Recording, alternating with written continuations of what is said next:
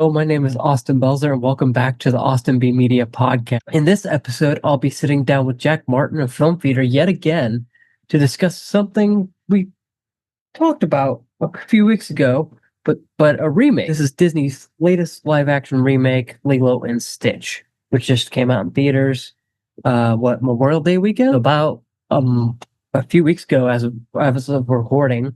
But Jack, welcome back to the podcast. Tell everyone watching or listening about your work at Film Feeder. Well, it's a pleasure to be back. Yes, you just can't get rid of me. Yeah, we talked last time about the original Lilo and Stitch, which both of us had some fun memories, and a lot more discussions were had about how it's held up after all this time and all that stuff. So if you do want to go back and watch and listen to that episode, by all means, it's definitely there on all of Austin's channels. So, but this is, yeah, you're right. This is going to be a little. Think of it as a little live action remake of that episode, because I'm sure we'll be talking about a lot of similar things, but in very different and very surprising ways. But yeah, what you were saying about what I do, yeah, I run Film Feeder, and it's a website that I've been running by myself for like over 10 years now, and it's basically I just write and publish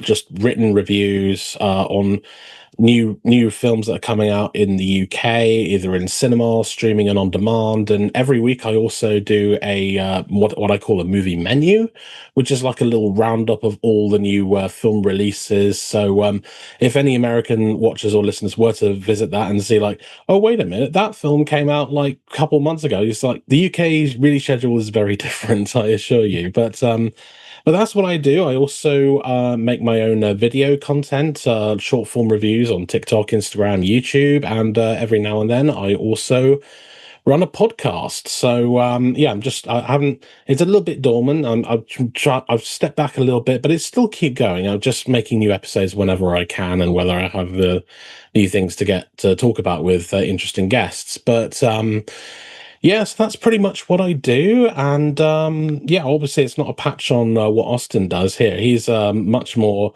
dedicated than I probably am. I mean, like just before recording this, I was like, "Wow, you've got a lot of podcast episodes on your plate. That's a lot to keep up with." So I'm very impressed by it, Austin. Yeah, it's funny because here's a little behind the scenes for watchers and listeners to keep up the illusion that I was recording the episodes of Warfare, Lilo and Stitch, 2002, and Mission Impossible: Final Reckoning on different days. I think those were the last three I did.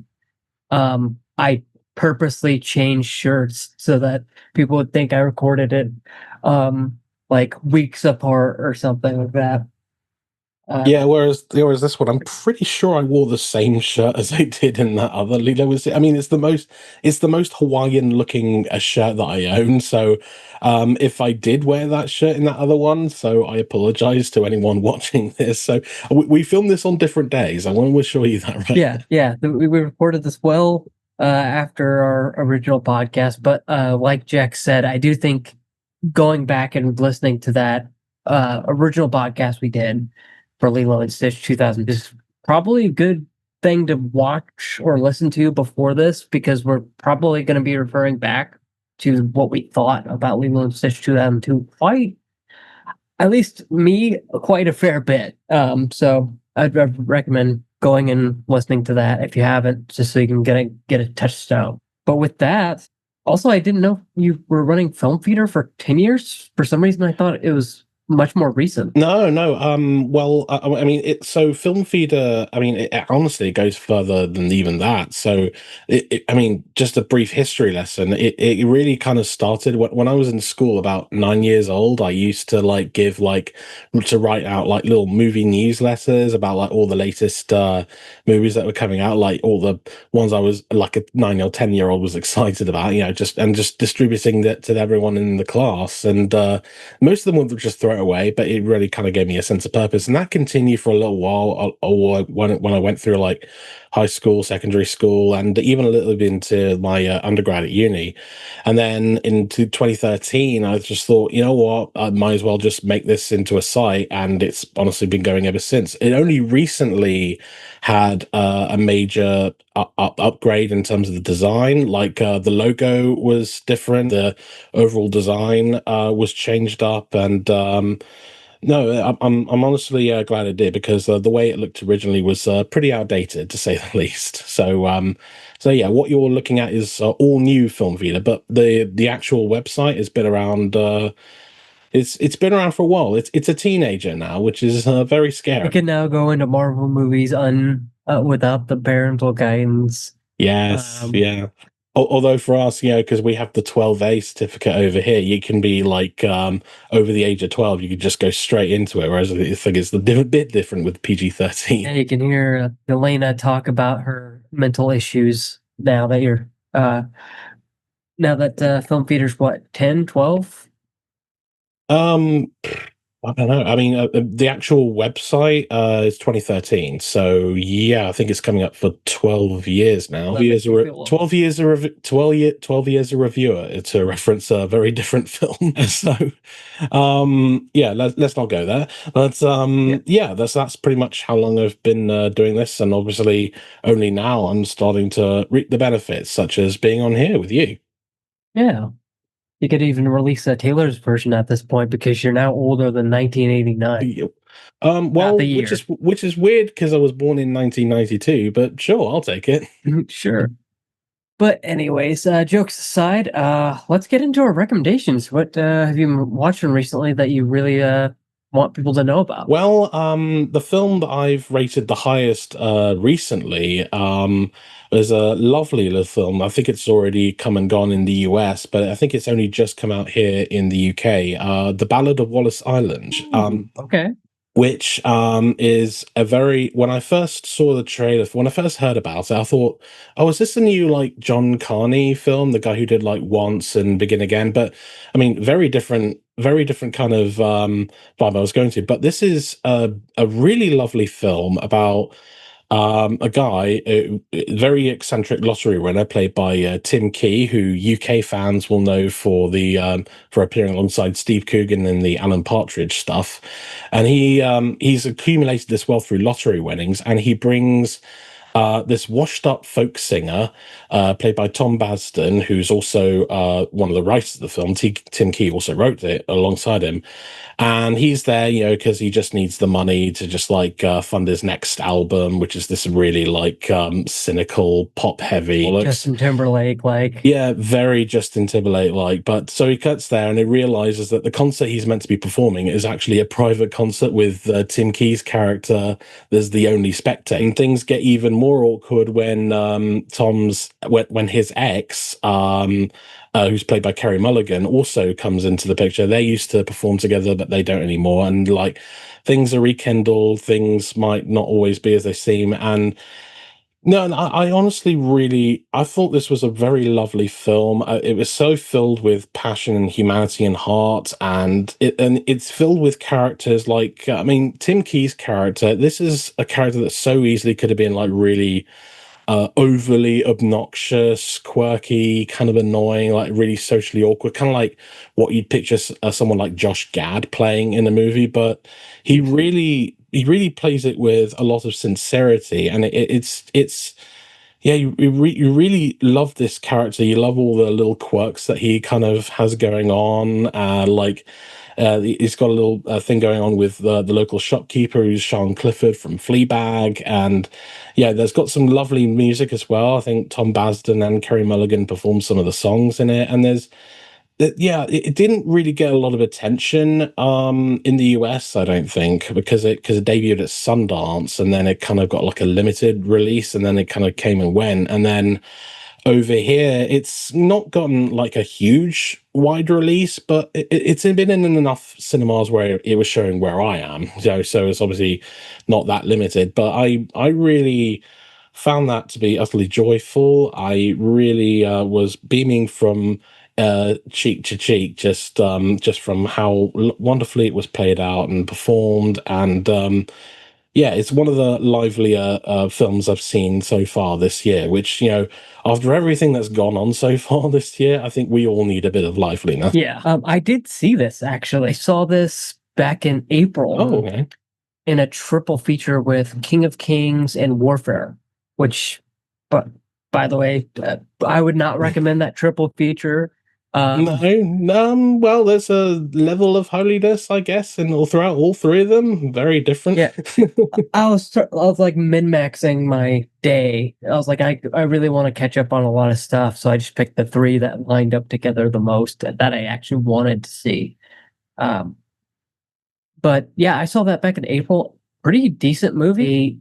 I don't think I liked it necessarily, but because I think the story could have used some polishing, especially in the second or third act. I think it's more like a 5-act movie because it has really high highs and really low.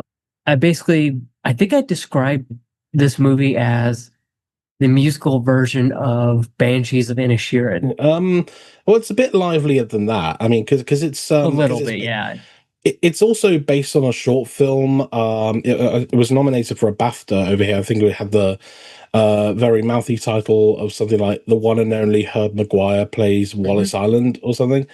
I get what you're coming. It is a very loosely structured film. I'd almost describe it as a hangout film. Whereas, Yes. one of the hangers out happens to be this odd millionaire who just happens to get his favorite folk singers to hang out with him. So, yeah, I mean, I get where it comes from. It is very loose, but it all does tie well together. I think anyway. Yeah. It was more a personal preference thing where I think I'm really big on character development, and I was just like, I wanted that last 10% of character development that would have really sold it for me. Would have gone from I think I rated it 3 stars on Letterboxd. I think it would have gone to 5 if it just did a little bit more. That's fair. For me, it gave me just about enough. I felt like if I spent like too much time focusing on like things that don't necessarily matter, maybe it might have been a bit more indulgent, but like overall I came out with the only reason it's like a 4 out of 5 for me and not the full 5 is because like I came out with a sense of sadness that I was kind of like leaving that really nice little universe and had to go back to this really crappy one that we're in. So that's really the only reason why it's not the full 5, but it comes very close. Yeah, maybe I'll rewatch it again now that it's on Peacock here in the US. I definitely these are the kind of films I like to go back and rewatch because it could have just been it was the third film at the end of a very long day. It could have just been that. So Well, when you go through like a literal war zone and the whole life of Jesus, then it's watching a film about just folk singers might be a bit too overboard. So I can get it. yeah, and it was 5 p.m. at this point by the time I got out, I think. So I was like, oh Lord. And I got there at like the movie theater by like 10. So yeah, it was a full shift, as they say. But Nice. I have a controversial recommendation. Ooh, do tell. Because I know a lot of people hated this movie when it came out. I am going to recommend an A24 film called Opus. Okay. I know everyone in my friends group that I've talked to really despises the way this movie, like the way the plot goes. But I actually really liked how it is. So I guess I should probably fill people in. Opus stars Io Edeberry, and basically she's this magazine writer. Well, not really magazine writer. She works at a magazine and is invited to this the release of this album. I forget who the artist's name is, but the actor's name is John Malkovich. Thank you. John Malkovich. So you know what you're signing up for there. He's very eccentric. Yeah, John Malkovich is basically playing Jared Leto. That's all I'll say for now. Yeah, that's actually a perfect analogy because it is very much 30 Seconds to Mars-esque music that he plays. And it's a really interesting look at star power and cults, I think. It gets into that um, with respect to a lot of that without spoiling it, obviously. But it's almost like a murder mystery, I think, that at least that's the way the story plays out is we are trying to figure out what is going on the entire movie. And I don't know, I just really like that. I know a lot of movies do that nowadays where it's like what is going on? I don't know. There's creepy stuff happening, but it's smart about it. I don't think it ever holds your hands and says, "Hey, here's exactly what is happening in this moment." It trusts you to make those conclusions yourselves. And maybe that's why it was a bit divisive, but I loved it. It's available for rent. I don't think it's on Max yet, which is probably where it'll end up on in the US at least, because A24 has a streaming deal with well, HBO Max now, actually. HBO Max. Again. HBO Max now again.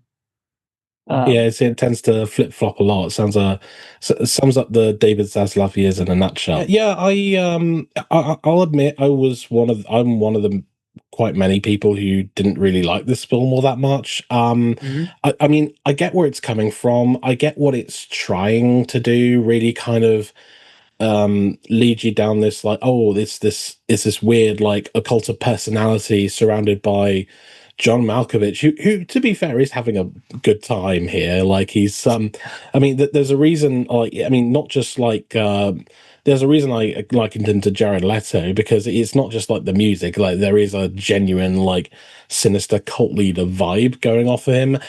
I think for me, the big issue with the film is that, you know, it has this decent setup, but it never really goes anywhere with it. Like I felt like it just went from like 0 to 11 very fast in the climax, where it just felt like, okay, maybe you could have at least like gone a bit like, you know, done it a bit in a different way, I guess. I don't know, but like I wasn't really impressed by it. I felt it was very, no, it felt very full of itself, very like stereotypically A24, if that makes sense. You know, No, that does. artsy for the sake of it, I guess, and not really as deep as it perhaps thinks it is. So yeah, I wasn't really into Opus, but fair play to you and anyone else that did get into it. You know, it just wasn't my thing personally. And that's fair. I think the only knock I have against the movie is in the opening credits, you get this like montage of people dancing to this guy's music, and they have like literal stars in their eyes. They have like a little star effect in their eyes, and that's never really followed up upon. It's just, hey, that's the thing we have in this movie. Um, that would be my main gripe with the movie, and that's very little to me because I think it does a decent enough job for me. Again, I know I am in like the 0.1% of people who like this movie, so and I'm fine with that. I mean, I didn't like outright hate the film. I think that again, there is some stuff to admire. I think it just needed like another rewrite or so before it really kind of nailed what it wanted to say, but it just didn't really do it in a very like coherent way. But again, I you can see know, I that. think it's I can see it becoming like maybe a little bit of a underappreciated cult hit in you know, no pun intended, in the next few years. I mean, if people do see it on HBO Max and find this little quirky thing, then yeah, I can see that happening. But I mean, after all, people are still raving about Babylon, and that movie didn't do very well with critics at all when it came out. I'm one of the few that actually really loved the film, and I think it's only going to get better over time, as we'll find out. But that's, I don't know whether that happens with Opus. Who knows? Who knows? All right. So now that we've talked about recommendations, talked about your work. Let's get into what I'm assuming, what I hope people are here for, our discussion on the live action remake of Lilo and Stitch. So first things first, what were your expectations for the film? Well, with all these live action Disney remakes, I think it's fair to say that there weren't really any expectations going in. I mean, like, at this point, I've seen so many of them, know what to expect. I think I'm just kind of numb to it all, I guess. So, like, I wasn't really expecting. I mean, I'll say this at the very least. I was expecting something that wasn't as written off as the Snow White remake, which I do still persist is fine. It's not the best of them, but like it's far from as bad as many people were saying it would be. Only because, like, I mean, regardless of what your thoughts may be on the film, I mean, Rachel Zegler was just meant to be a movie star. I think she really does carry that film. I think she definitely makes it more worthwhile, even beyond the horrendous dwarf designs. So, but with Lilo and Stitch, there wasn't really much. I was saying, I think I said in the other episode, like, I think my memories of the original, they're there, but like they're not as fond as they were perhaps when I did see it first, like 20 or so years ago.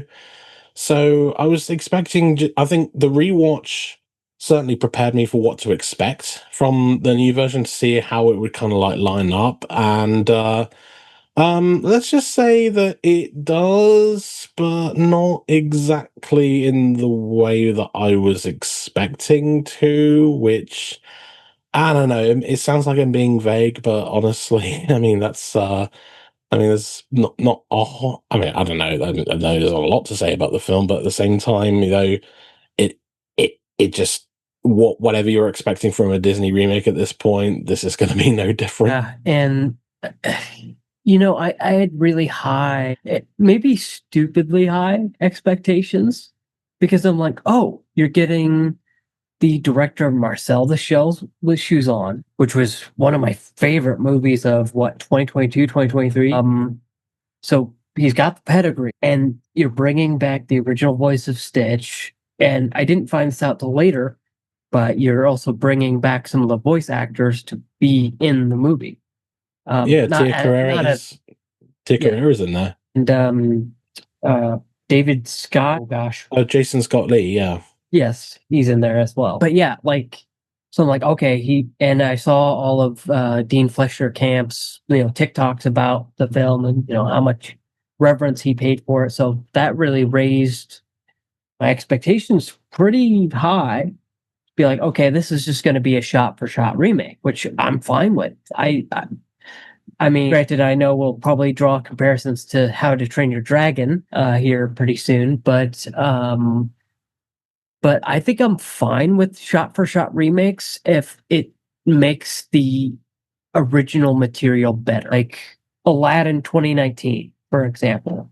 I think Aladdin, I'm grab your pitchforks in the comments, but I actually think Aladdin 2019 is a really great movie. It's probably the best of the remakes outside of maybe Beauty and the Beast 27. But yeah, I had really high expectations. Were they met? Absolutely not. Absolutely not.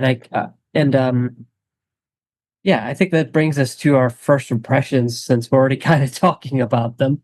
Like walking out of the theater, I know you've rewatched the remake last night.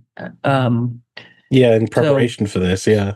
So yeah, what were your thoughts walking out the first time versus the second time? Well, it's interesting you bring up the Aladdin 2019 because I mean like many people, I love the original Aladdin. I think it's one of Disney's funniest films. I mean, Robin Williams is iconic as the genie.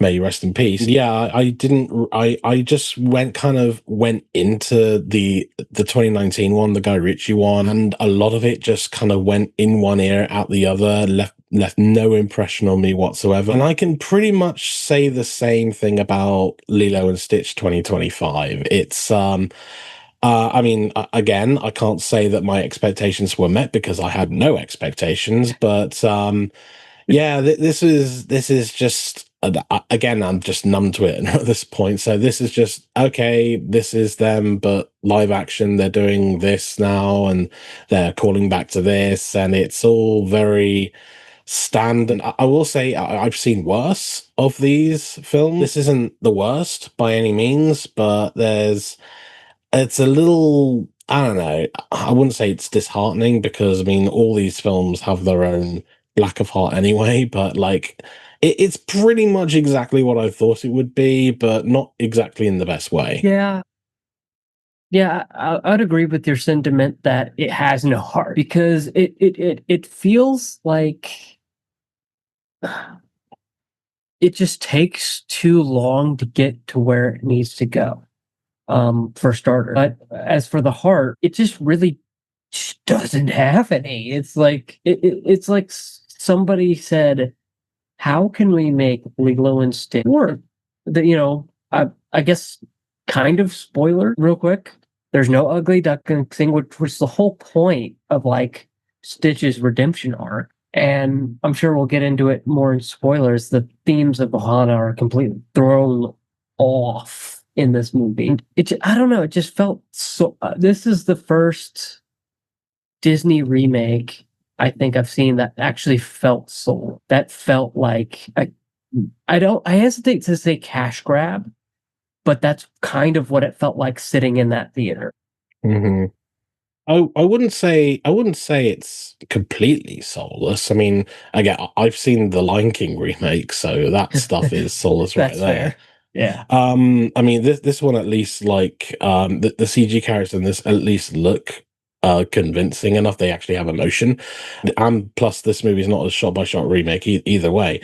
But I think for me, what this version of Lilo and Stitch is, I mean, I think the just to get into my biggest criticism I have with it, and I noticed this especially when I rewatched it yesterday as a recording.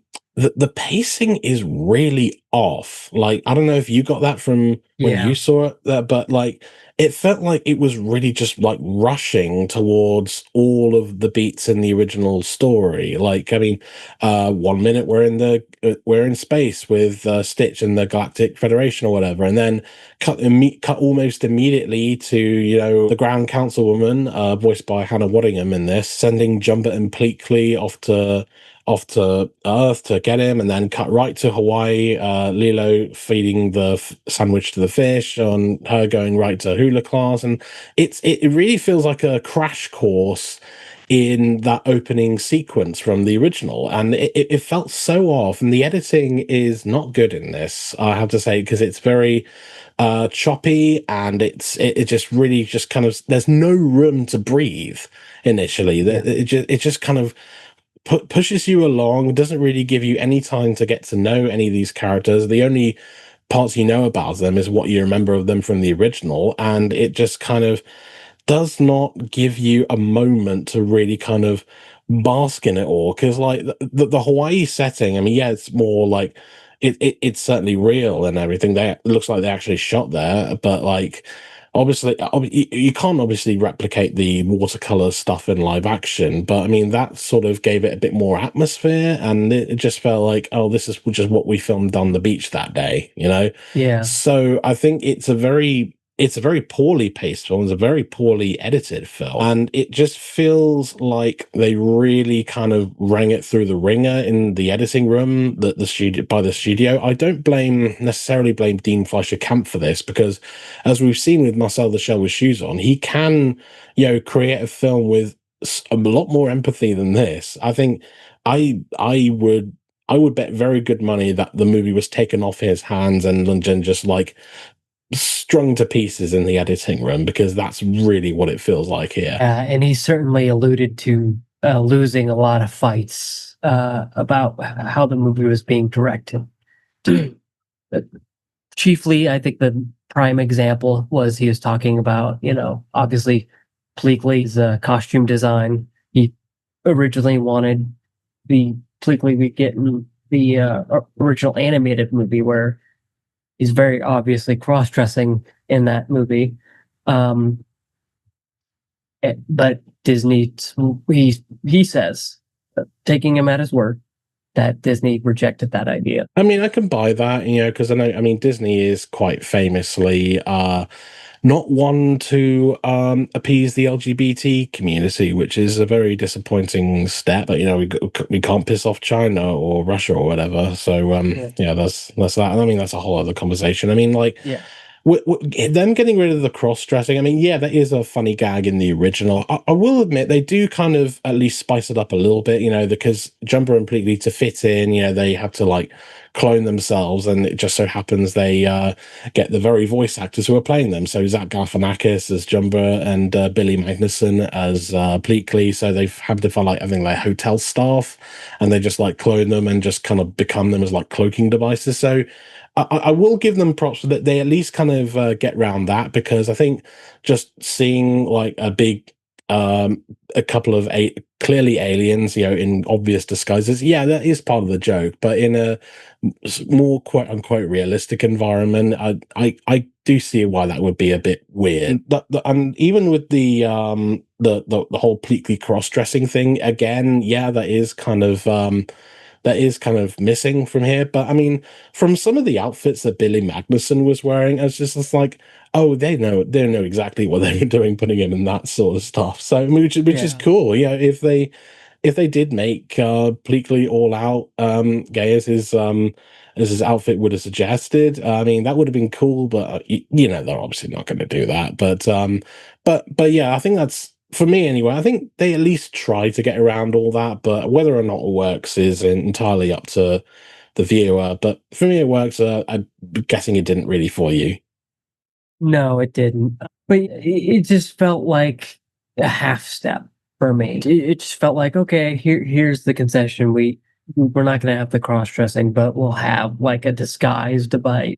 But Yeah, I get it. It's I mean, not every decision is great, but they at least tried to do something about it. Whether or not it works is subjective. But yeah, I mean, I can't. I mean, it wasn't really the least annoying thing about that. I honestly kind of felt like, I mean, I did find Pleakley in the original a little annoying. I mean, he was just kind of like, very, no, no, no, no, no, no. Whereas in this one, I mean, for whatever reason, Billy Magnussen, he's giving him like a voice that's kind of like, it sounds kind of like, oh my God, what's that kind of like, what's that weird character from Adventure Time? Like the one that's always like complaining and everything. I can't remember what their name is.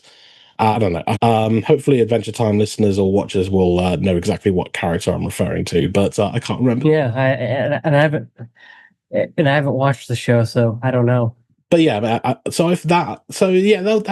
took a little bit of getting used to, but like, and I know that a lot of complaints about the movie, like at least ones I've seen online, is seems to be how Jumba is portrayed in this. Which I don't know if you want to get into that here or into spoilers, but I mean, it's let's just say it's different. Well, let's get into the full extent in spoiler. But I'll use that as like a transition point to talk about the cat. Which, by the way, before I get into that, I do agree with you on the pacing. It is very paint by numbers. It needed another 30 minutes, like we said in the 2002 animated podcast when we were covering it. Not that the podcast was animated, but you know what I mean. Yeah, it was kind of animated by the way we were talking about it. Yeah. But yeah, it needed a excuse me, extra 30 minutes, and yeah, it is very paint by numbers, because when Myrtle gets pushed, here I don't even know that that's Myrtle. Yeah, it's just some random girl. I mean, to be fair, that girl was kind of like made a snide comment, but like, it's like, I mean, yeah, she did kind of like push into her a little bit, and yeah, I get that. So, but yeah, it wasn't immediately apparent that that's who that was. It was just some random girl, random mean girl. Yeah, who are the standout performers for you in this movie? Okay, well, I think it goes without saying that the best part of Lilo and Stitch is Lilo and Stitch. Maya Kealoha, I don't know if that's the right pronunciation. I hope young girl who plays Lilo. I think she delivered a great performance. This felt like a this really did feel like a little kid, but with some of Lilo's quirks, and but obviously it's not quite the same as Davy Chase in the original. But I think, for what she was given, I think Maya Keough really knocked it out of the park. She just was so adorable, and Stitch, of course. It's cool seeing Chris Sanders back in this role. I think sounding still very similar. I don't know if even know if they use like the same audio clips of like like all that stuff. But I'm glad you mentioned that because I was on TikTok last night and somebody was doing comparisons of the audio clips of that Miguel Nalagrista, and it is the exact same from the 2002 movie to the 2025 movie. yeah, So it wouldn't surprise me because like I mean it is such a I don't know if Chris Sanders can just like do that voice just off the bat, like Andy Serkis can do with Gollum. But like, if he didn't like re-record it for this film, then it wouldn't surprise me if they used the original 2002 file. But either way, the newer stuff that Chris Sanders gets, I mean, Stitch is a bit more communicative in this one, yeah. especially towards the third act. Which I mean, sometimes I'm a bit, oh, okay, that doesn't sound completely right coming out of his mouth, but whatever. The essence of it is still there at least. So yeah, I think they were really good. I really liked the actor who played Nani. I cannot remember her name for the life of me, and I feel really bad for that because she actually did a pretty solid job. Sydney Elizabeth Agudong, if I'm saying That's that it. right. Yeah, that's it. She was really good. I think she and Maya Keough, Nani and Lilo did. It's not the same as the original. All right, it doesn't have quite the same rhythm or even much of the heart, but they're trying. The actors are really trying, and and sometimes they really do nail it. They do nail the connection that these sisters have. They still feel like sisters. They fight, they make up, they fight again, all that stuff. And you definitely feel a lot more of Nani's struggle in this because, I mean, in addition to, trying to work a full-time job and looking after her little sister and dealing with social services, I mean, she's also got a lot of other stuff going on, like all the stuff that she's had to give up in order to raise her sister, which I'm sure we'll get into later on as well. But she's worked into the plot fairly well. She definitely gives it a bit more of a heft. I mean, again, Nani in the original is Nani, and she's a perfectly fine character. They just give her a lot more to deal with here, than more than just like looking at the potentially losing her sister.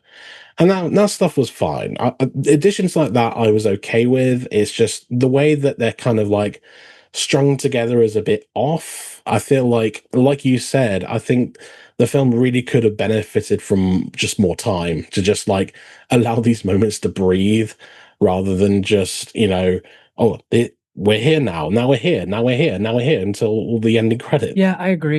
And I think my standout performers are a little different than yours. I like Sydney as well, as Nani.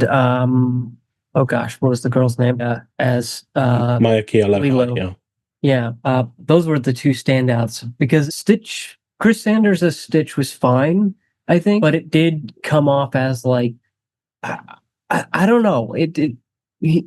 Was Stitch more irritating for you in this movie? Not really. I think if anything, he was a bit more a bit more calm, I guess. Which I mean, when he spoke, especially, that scene where he's got like that's bad, like that sort of thing. You could tell the character Stitch is written to be less chaotic, I guess, than in the original. Whereas, before he was just like all over the mannequin, all over the place, and to an extent he is in this as well. But like, I think the transition's a bit wobblier here. Like, when he starts like fully communicating, like during like the end, you're saying like really generic, like, "Oh, Grenada, we have to go," or something like that. Like, it felt a bit weird coming out of a character who, up until that point, hasn't quite got the hang of like speaking full sentences. So it was a bit weird to hear that coming out of Stitch's mouth. But other than that, I think Chris Sanders did fine, no matter how much of the original 2002 files they used for some of his recordings.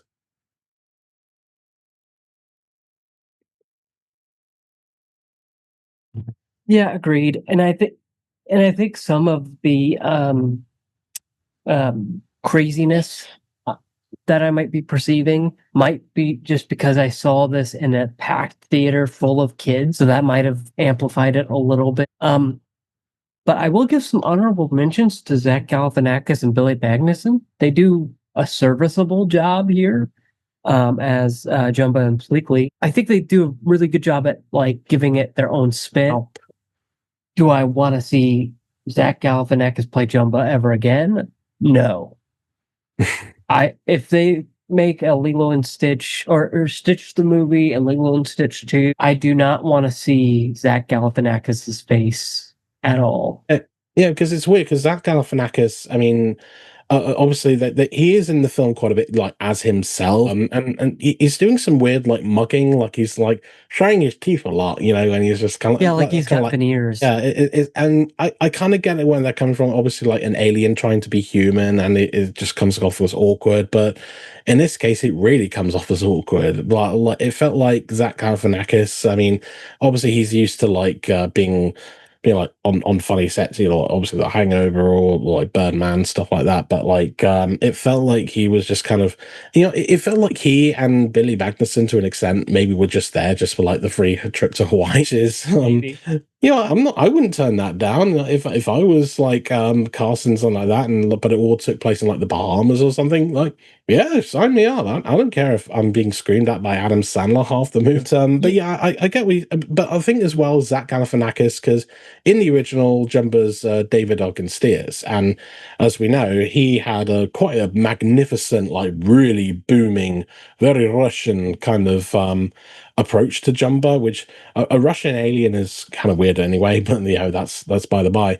Where it was David Ogden Steers, he was a professional voice actor, and he really kind of put all this booming like a gravitas to Jumbo.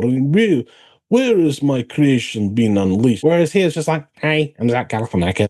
That sounds more like Billy Magnussen's Pleakley more than anything, but you get what I mean. And I mentioned Billy Magnussen earlier. It was kind of like, oh, he was really talking like this for some reason, a bit like Stitch. And it can get a little annoying, but I don't know. Pleakley's just an annoying character anyway, whether he's like screeching in the original or ordering this in the new version. You just take it or leave it. I don't know. It was what it was for them anyway. Like it almost made me crave the more flamboyantness of the voice acting in the 2002 movie. I'm like, I would be okay if Pleakley in this movie was like, "Whoa, what are you doing?" It's kind of like that because it kind of fits the character. I mean, doesn't Pleakley even show the first thing we see of him in this movie is him in like a sheriff hat? Yeah, he's dressed as a cowboy for some reason. Yeah. Which he was at least dressed in like proper Federation attire in the original before he went to Earth, which makes it all the weird that he's suddenly dressed as a cowboy. Whereas it's like, I mean, I get you're a Earth expert. That doesn't mean you necessarily have to be wearing Earth attire all the time in outer space. That was pretty weird. Yeah, and my Toy Story brain was like, is this like a Toy Story thing? But that's me like taking leaps and bounds here. To infinity and beyond, if you were.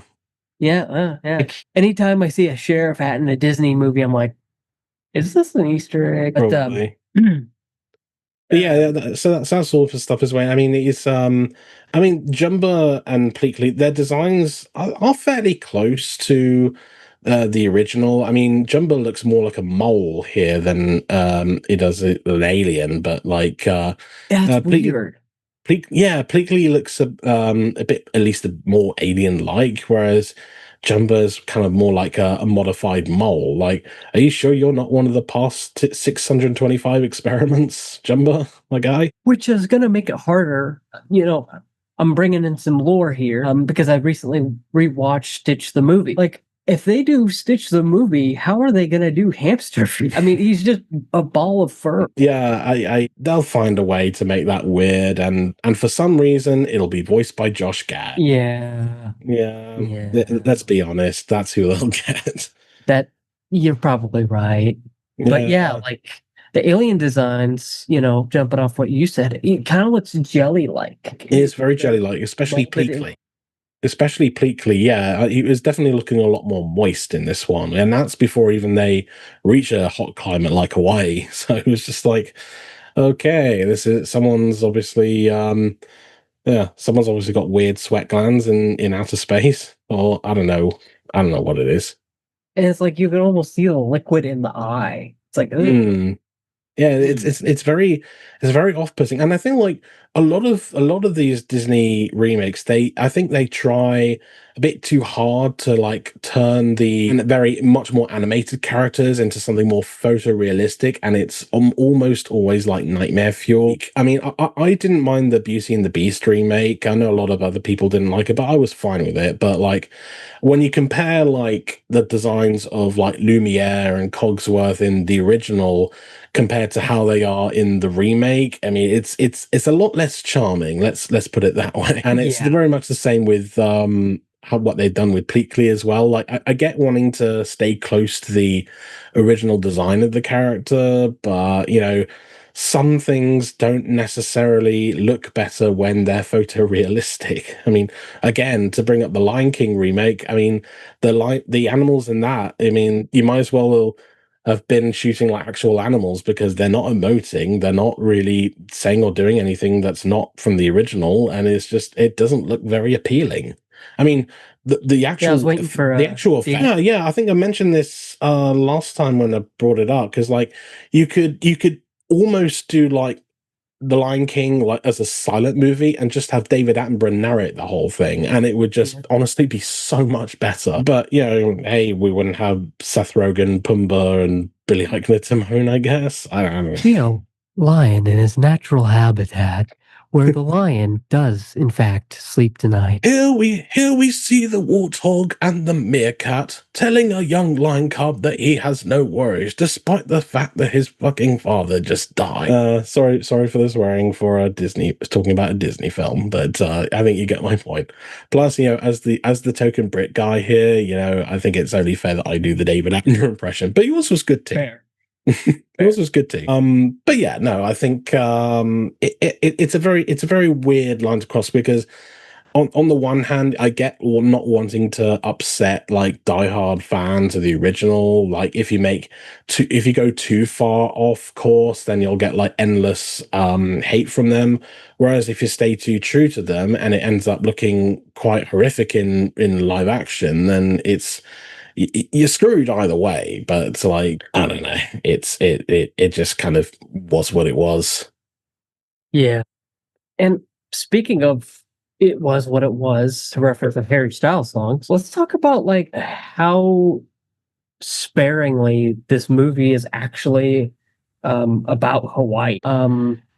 Yeah, it's Hawaii is more of an afterthought, which is weird because I mean, obviously, it is Hawaii. I mean, I don't know if they filmed there or anything, but I mean, when you look at the original, and like I said, the watercolor backdrops and the very kind of like are very artistic ways they made Hawaii look, you know, all the surfing on the waves and stuff, it looked quite lovely. And whereas here it just again just looks like general beach stuff. It doesn't look as interesting. It's not as colorful. It's just I mean, it's again, to bring up the Lion King again, when you see Africa in the original animated version, it looks so grand. It looks so majestic, so colorful. Whereas in the 2019 one, it just looks like any other bland landscape, which to be fair is probably what the African plains look like in real life, but that doesn't always make solid visual entertainment. Yeah, I think they really kind of it screwed up a little bit with depicting Hawaii, because like it just doesn't it didn't feel quite right enough. It just felt like it was just there, whereas you really felt its presence in the original. It felt like they could have shot this in San Diego. I mean, I did look it up, and they did film in Oahu, I think is how you Okay. pronounce it. Oh yeah, that makes sense. That makes sense. But like, I couldn't tell. This could have been shot on a back lot. I mean, the scene's set in the house, probably. I mean, because that's a very specific set, and certain specific things happen to.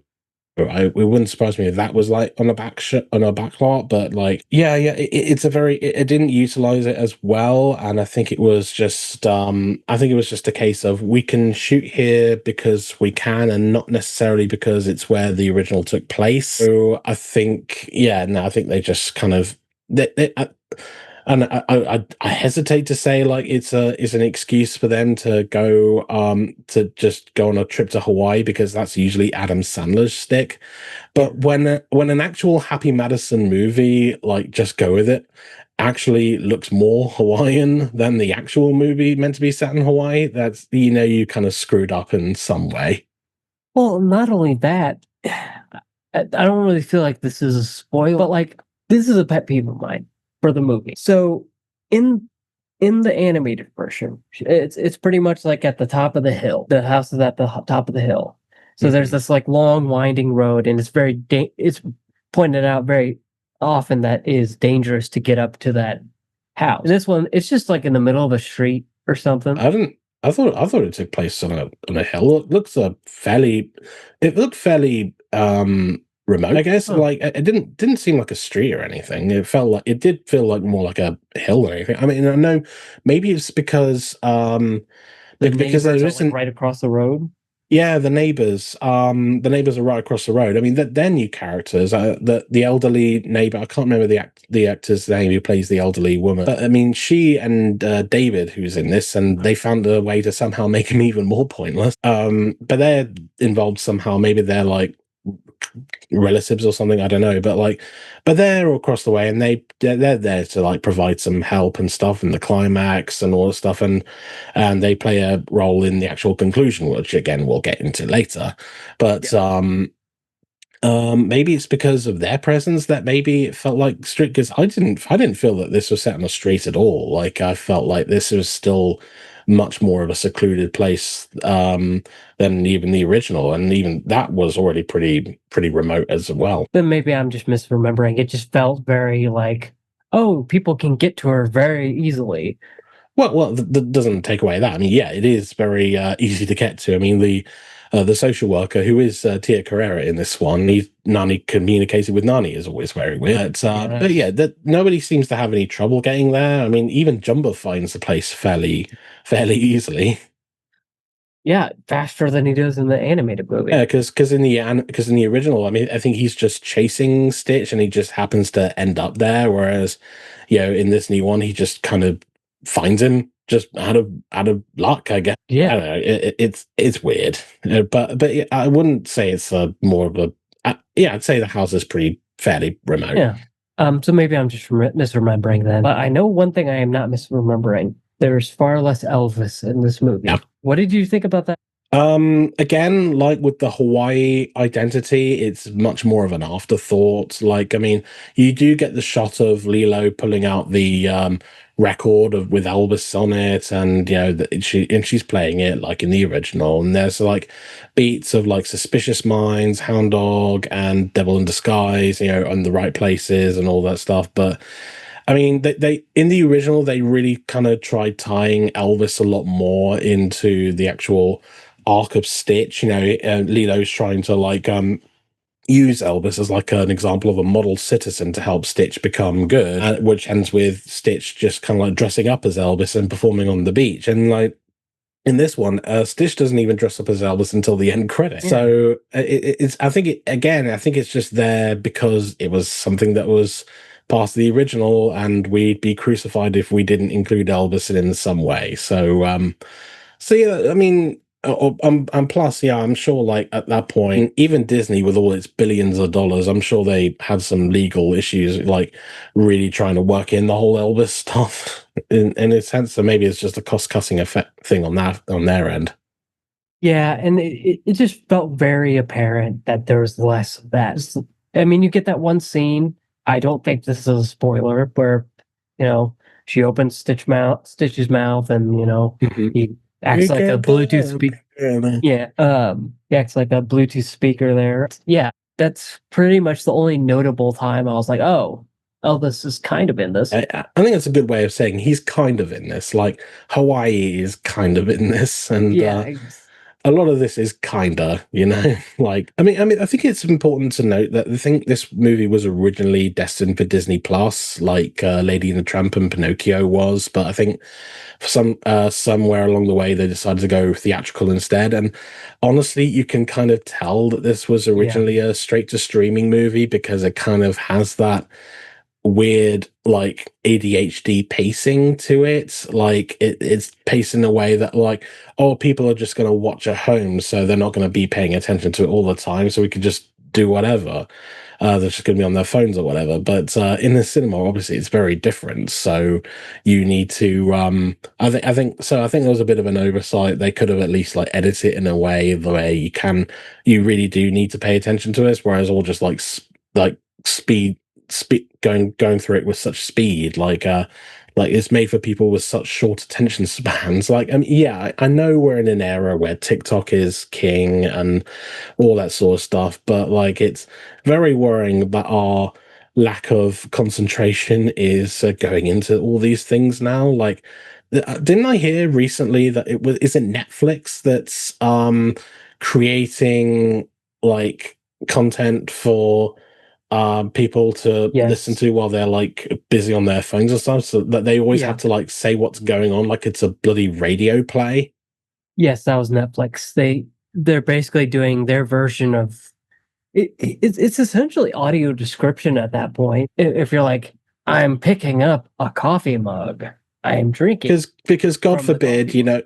because God forbid people actually pay attention to what's going on the screen. It's yeah, that's yeah, that whole stuff is depressing because I'm just like, just that we have these phones that have like specifically when I'm watching a movie, I put my iPhone on the focus mode where it's like, hey, I'm watching something, turn my screen into dark mode, dim the screen to like 10%. Don't let any calls or anything come through. I don't want to even feel a vibration from my Fitbit. No, none of that. So you just got to use the tools. I feel like, and if your attention span is so cooked that you can't even watch a what is this 90-minute movie? A 90, 100, but yeah, roughly hour and a half. Yeah. Like if you can't even do that, start off with a TV show. Like Murder Bot is 22 uh minutes. That's easy. Easy breezy. Probably 15 minutes without credits.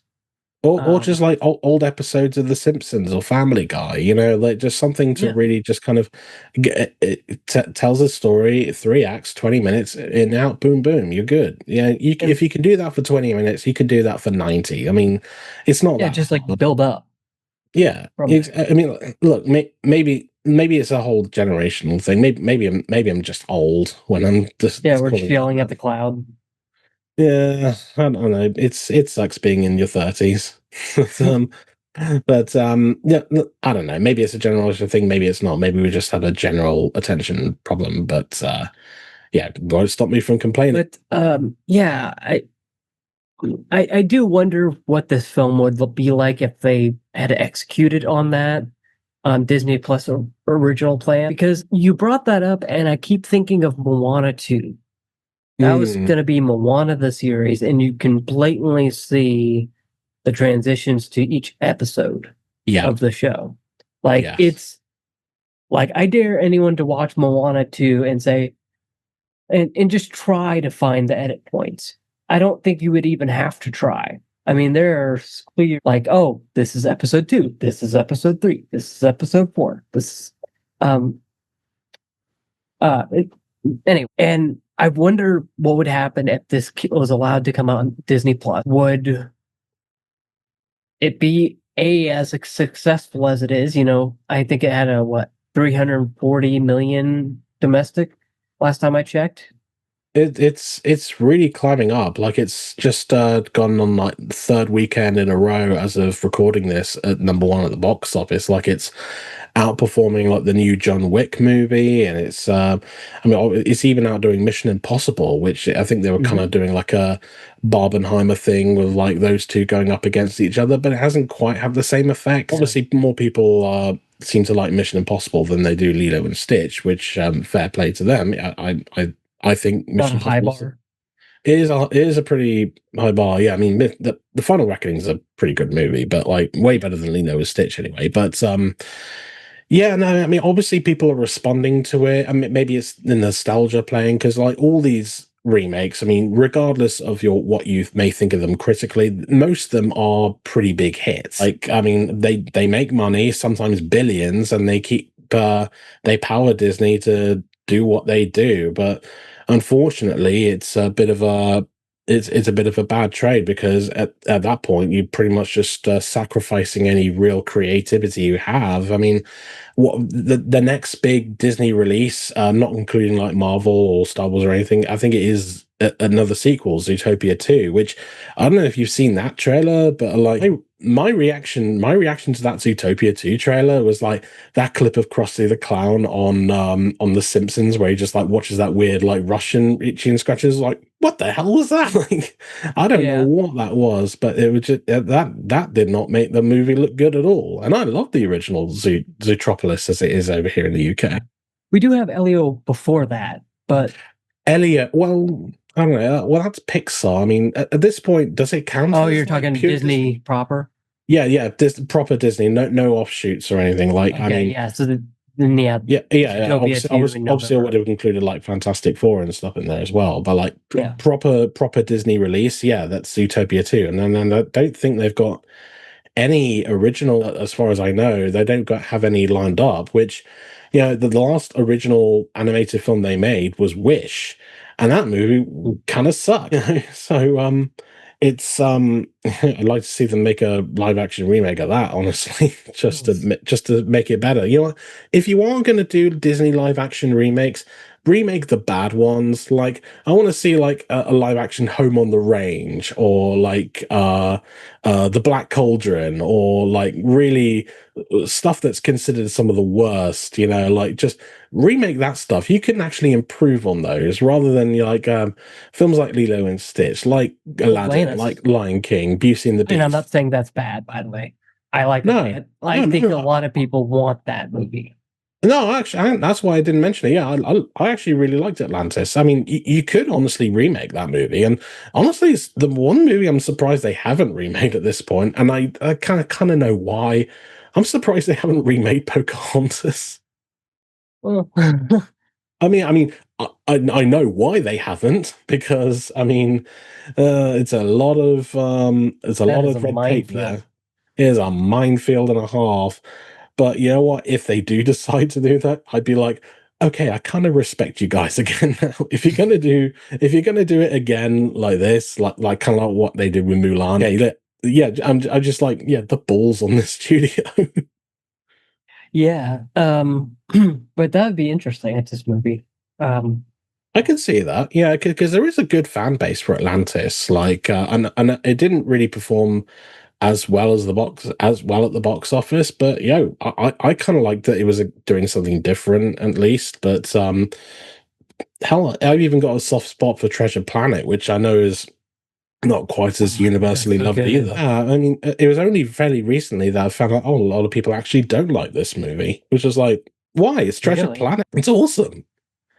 Yeah, it's great. Rewatched it pretty recently too. It's Getting back to the movie, before we give our rating, like what did you like most about Lilo and Stitch 2025, and what did you not like? well, I did touch on this earlier, but I think the best part of the movie, or the best part of Lilo and Stitch, is Lilo and Stitch. Like, I mean, Lilo is adorable, Stitch is cute as hell. Like, they work well together. They're funny.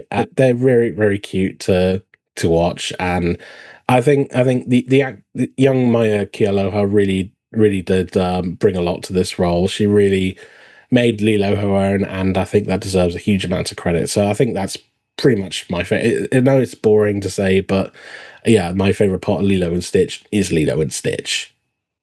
I don't think it's boring. I think that's kind of the hardest bar to clear in this movie. Because if Lilo and Stitch does not work, the movie does not work. Yeah, I mean, it's called Lilo and Stitch, so they've got to be at the center of it. And luckily, they were fine. I mean, they were fine at worst. And yeah, they're fine at worst. I think personally, what I like the most about it is trying to um bridge the gap between the 2002 movie and the 2025 movie. I really like the stuff with the social worker played by Tia Carrere, who played Nani in the original movie, and just generally how they tried to kind of make this both for the people, primarily for the people who had watched the original, but also say, hey, yeah, we also know new kids are coming into this.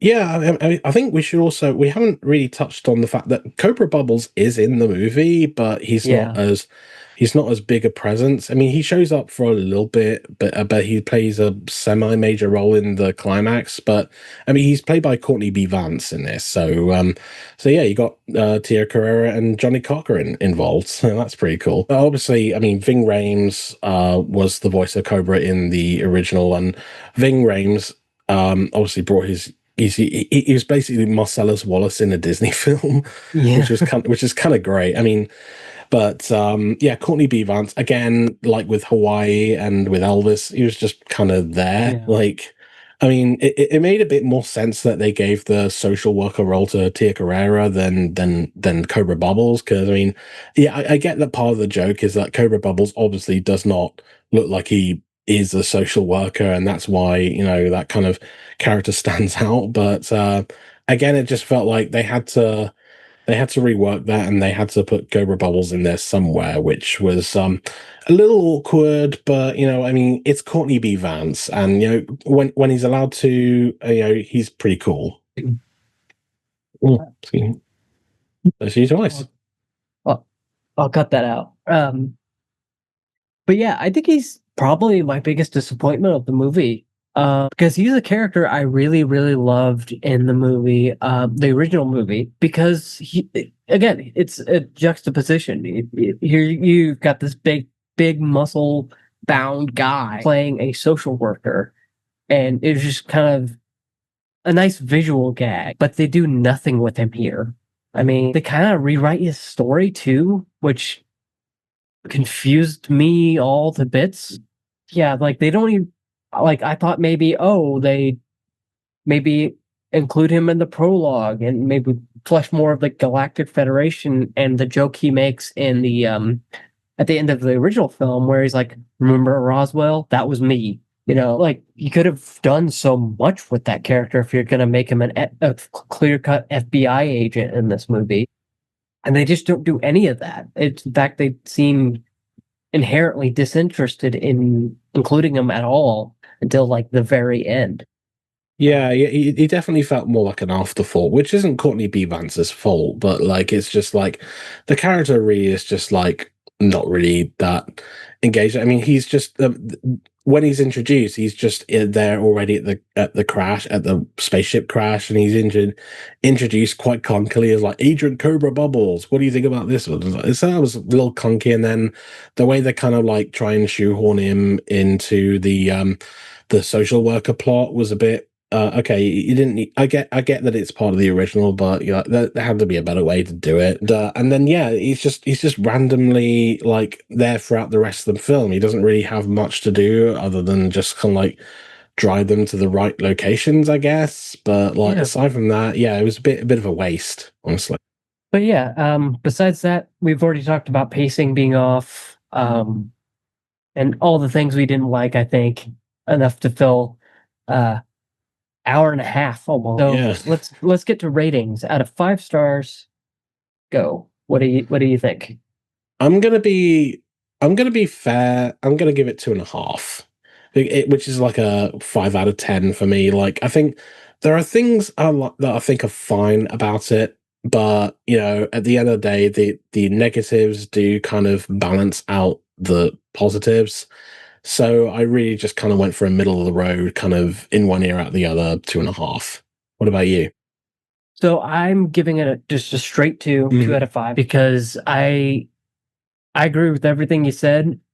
I just think it disappointed me more. Not just because I think high expectations can be a real weapon when you're talking about a remake, but yeah, it let me down in every single way, pretty much. Not so bad that I wanted to get up out of the and leave the theater, like I did with The Jungle Book when I first saw that, a remake. So that's the only reason it's not a 1 star. But yeah, I thoroughly was disappointed with this movie.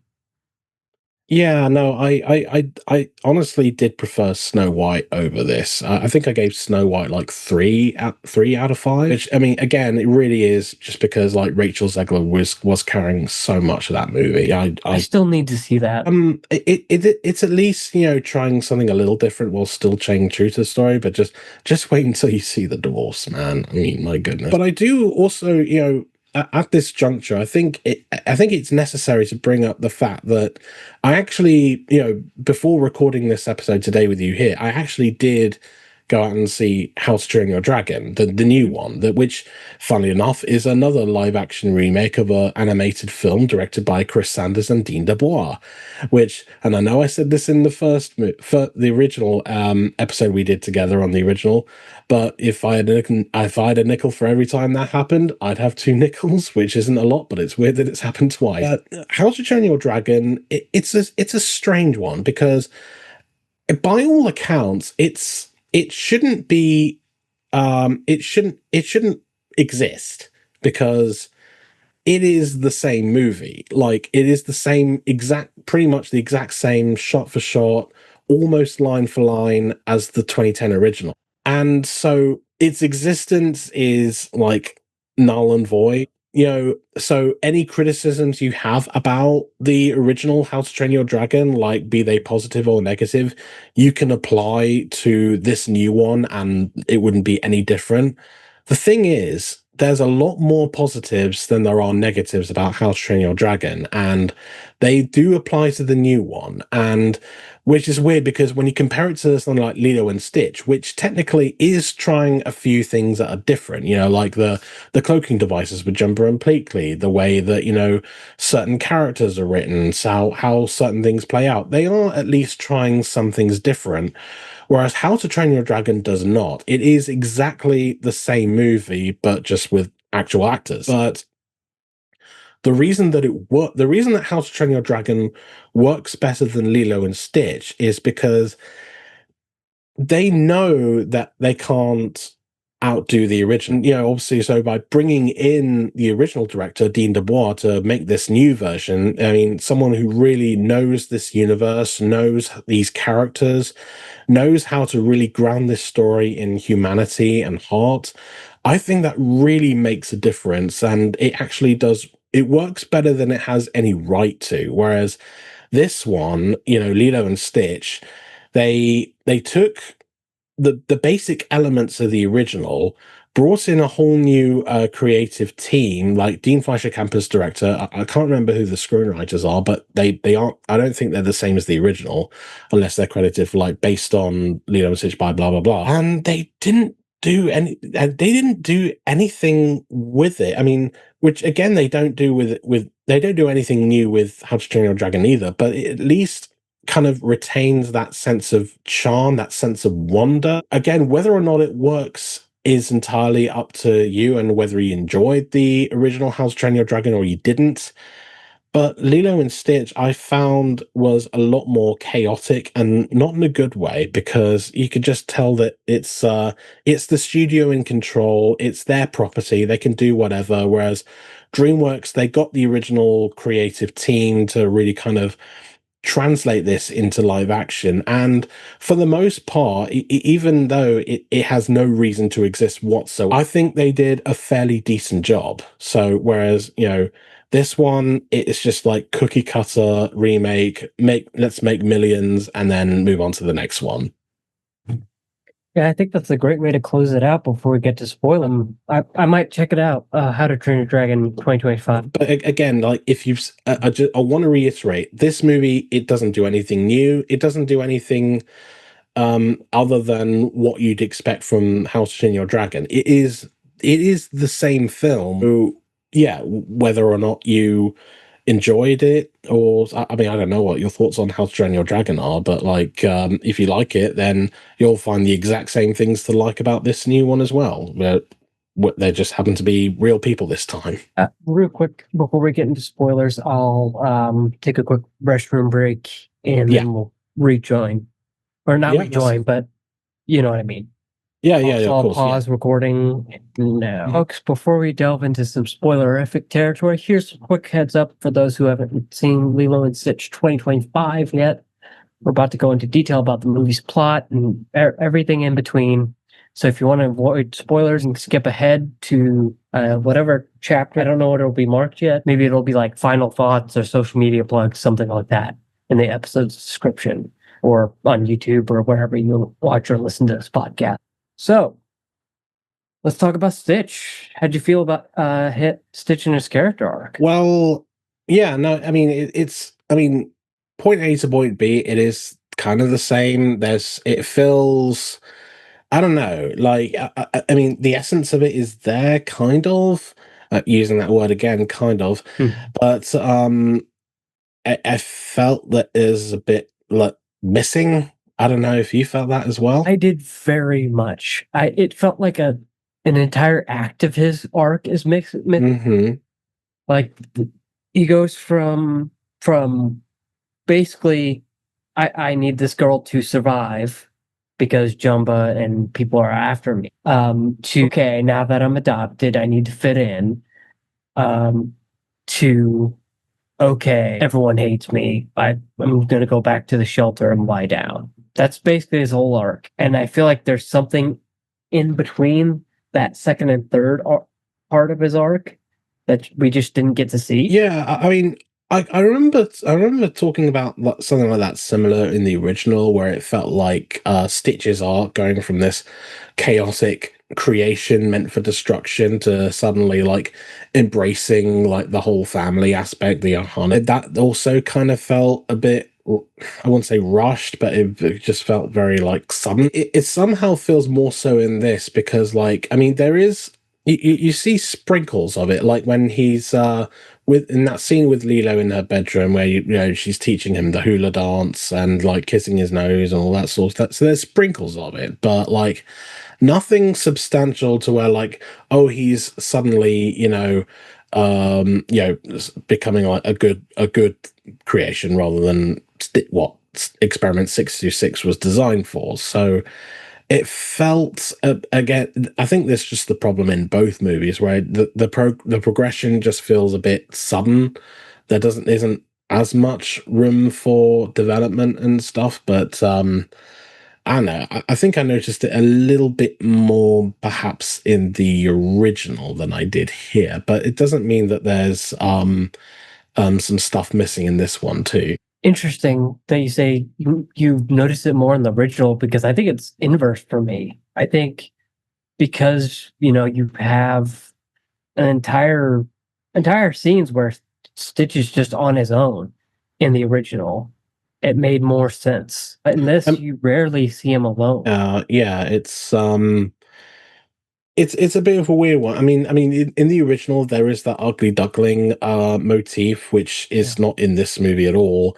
But I felt like in the original, I think like I don't know, it just felt like a sudden switch, more like where he's just kind of like it just kind of like they're causing mischief with Lilo while Nani's trying to find work, and it will just lead to them just suddenly just surfing just to go their way. Whereas in this one, I mean, there's a slight connection, like Nani becomes like a surf instructor, and then they're just randomly surfing just cause. Which glad you brought that up because that's the one scene where I'm like, oh, he's already good because to compare it to the original, in the original, he's basically forced to be on this surfboard Yeah. because they have to keep eyes on him at all times. But in this one, it's his idea. He sees like a pug riding on a surfboard, and he's like, I want to do that, basically. Yeah, in the original, yeah, he's just kind of like dragged on, and then he slowly kind of like gets more used to it and enjoys it, and even like brings the board to Lilo. It's just like, oh, with his hands behind his back, and just like, can we do this again? Whereas in this one, yeah, it's just like, oh, I see the dog doing that. I must do that because I am trying to be dog right now. So yeah, I get that, but like, I don't know. I think in the original, I remember it being maybe just a bit more sudden that he's just suddenly trying to genuinely try and be good. Whereas in this one, you could just see the sprinkles a bit more, I guess. Yeah, that's fair. That's fair. I mean, obviously, that's one of many things that happened with Stitch in this movie, and it's not even the most major one. I don't know. I mean, all the stuff with I think all the stuff with Jumba pretty much annihilates that little inkling. Yeah. Like, yeah, the whole stuff with Jumba is just, I don't know. It's just, I don't know how to describe it other than disappointing at this point. I mean, I will say this. I think it makes more sense for Jumba to be the villain than that Captain Gantu guy from the original. He was one of the omissions that I was actually okay with. Like if anyone's going to be a villain, I'd rather it be someone who's actually like already a character rather than just this guy who's just brought in to just be nothing but an antagonist. Whereas Sure. I mean, so if they are going to have like a villain and stuff, it might as well be Jumba because he's already like set up to be one, and in the original, he just kind of like just becomes an ally out of nowhere, really, after spending the entire film trying to catch him and all that stuff. Whereas here, you do see his much more nefarious side. So there's that at least. But so I know that the transition of Jumba from that to like all out villain in this movie, I know that's causing some of the most controversy, I guess. Honest, I was fine with it. It makes more sense. I kind of that word again, kind of. Hmm. But it just at that point it just kind of becomes like, oh, he's just like Saturday morning cartoon villain, just like he's going to take Stitch back and turn him into 627 and remove all his lava. Wahaha. And I'm that's glad where you it kind of mentioned lost that. I me. am so glad you mentioned that because, all right, I'm gonna drop some lore. Like, you see, all of his like, you see Ruben and all that in the little lineup, and I'm just Mm, like, okay, so you obviously have plans to do Stitch the movie, but now you can't do it because you've made Jumba the villain. Jumba the villain. Because again, floor drop. In Stitch the movie, Jumba is the one who gets captured because Hamsterville like um just kidnaps him via Gantu. So like how are you going to do another movie if it just baffles me. yeah. I think it seemed like they didn't entirely think it through. Like, I mean, on the one hand, yeah, it's better for an established character like Jumba to be the villain. At the same time, you have to actually like have plans with him rather than just be all like typical villain. And, look, I don't know if they'll make another Lilo and Stitch. They probably will because it's already made gangbusters at the box office. But if they are, I don't know. And they might even go like the Mufasa route, where they're not doing a sequel, kind of, or at least an adaptation of the sequel. Maybe they're just kind of doing their own thing. Like maybe that's what they're doing. Maybe it's all this is all a ploy to create the new Disney live action sequel slash prequel, Jumba. No, please No. don't. No, obviously I'm joking, but you know that's what's kind of going through their minds It, at it, this it moment in time. it honestly hadn't occurred to me until you said that. Because I'm like, I just assumed the next project for the Lilo and Stitch franchise is Stitch the movie. And then they do, I guess, what is the next one after that? Stitch Lilo has and a Stitch the glitch. series, and then Lilo and Hmm. Stitch 2. Hmm. Um, that's what my natural thought is Hmm. you just replicate what the animated movies did. Mufasa it incorporated some elements from Lion King 2, like the inclusion of Kiara as like one of the characters in the wraparound segments, but other than that, it was trying to do like its own thing, well, by telling this prequel story of Mufasa and Scar. Whereas, I can see them maybe going a similar route for this. I don't know if they will. Maybe Cobra Bubbles, a Lion King story, Lilo and Stitch story or something. Gave Cobra Bubbles the Andor treatment. Why not? That would be kind of cool, actually. Yeah, then the last episode will tie straight into him in Lilo and Stitch 2025. Yeah, one of the episodes will be Roswell. And they'll incorporate genocide somehow.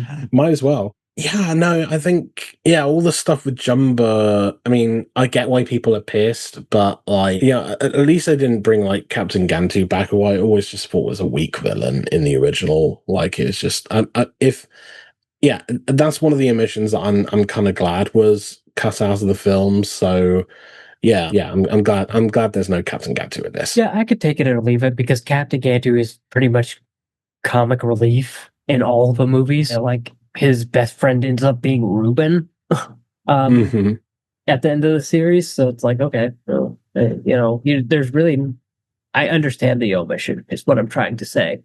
But I also get why it's caused some ire among fans, because obviously they see Jumba as like this very cuddly and quite cute side character, and then they feel him being the villain, this kind of ruins it. And I get it, but like in terms of just for the story's sake, I mean, I get where they're coming from, but again, they just went the typical like, oh, I'll take all the love out of you and make 627. Yeah, that sort of stuff was a bit falling flat. Yeah, agreed. But I guess we should get to the other half, the human half of the story. How did you feel about the dynamic between Lilo and Nani and the whole thing of Ohana, how it changes in this movie?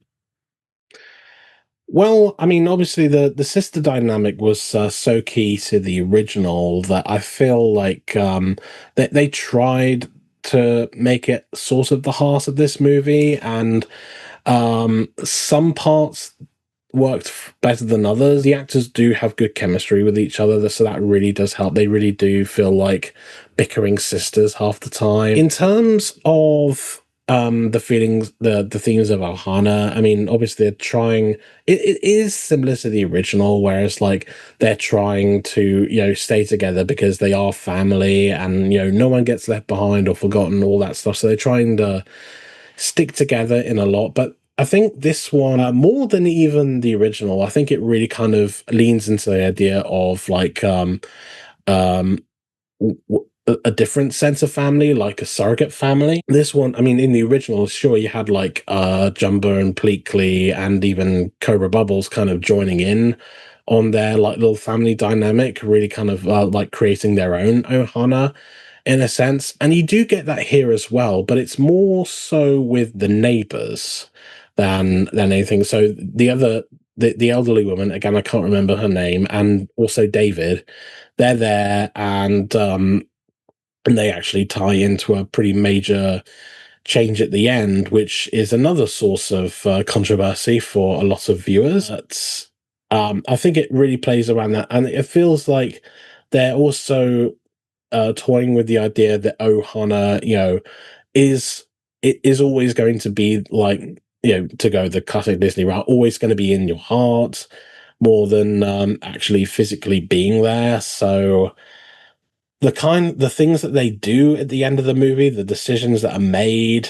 I mean, some parts I think like, okay, I see where you're going with this, but at the same time, it might cause more harm than good, I guess, in terms logistically speaking. I mean, I don't know what you thought about that.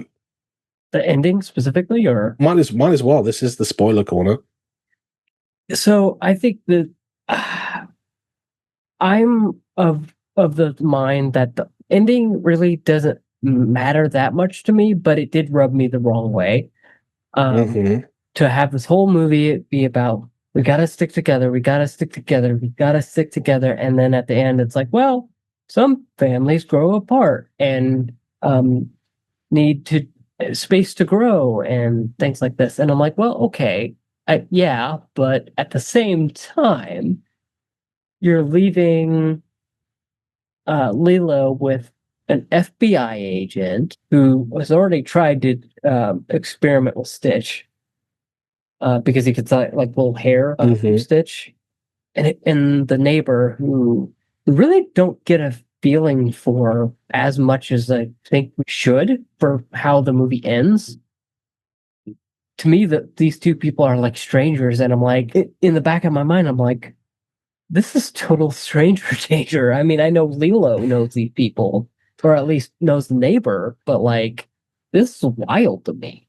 I would never do that. But that's just me. I think it establishes in the movie that, you know, obviously the sisters know like the neighbors more than was shown, more than they're shown. So they obviously have some history there. And yeah, I was listening to someone else talk about the ending to this, and there's this thing like, well, if Leo's is being threatened to be like taken into care and stuff with a different family, and then they brought up like, well, why didn't they just go with the neighbor? They obviously know her, and I've looked out for her before. In fact, the neighbor obviously is the one who's with Lilo when she gets Stitch from the shelter. So they're saying like, well, wouldn't it make more sense for her to go with them? And at the end, that's what happens. Yeah. I mean, rather that than like go with like a wholly different family that might not treat her as well as Nani does. But I think what people seem to be upset about the most is the fact that, you know, oh, it means like, you know, Nani's like leaving Ohana behind. Oh, she's going off to do like a marine biology and stuff. And just like, yeah, but at the same time, she's not abandoning Lilo forever. Like, even in the credits, it's shown like she can go back whenever she wants with her portal gun, like straight out of the Portal games.